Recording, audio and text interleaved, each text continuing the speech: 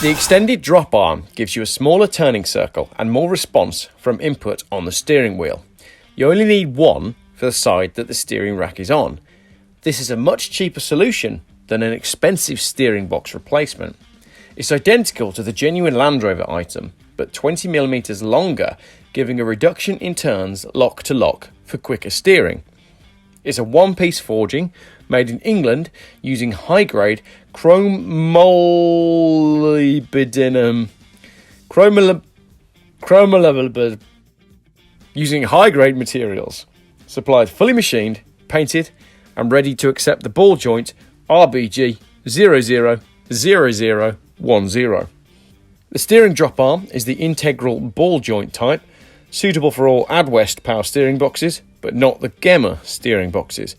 It's available in left and right-hand drive variants. It may need some modification for fitment, and it's not recommended to fit this longer arm to vehicles with large tyres, increased wheel offset, or for off-road speed events due to the increased shock load that can be caused on the steering. It's ideal for trial vehicles and road use only. Find out more at simonbbc.com.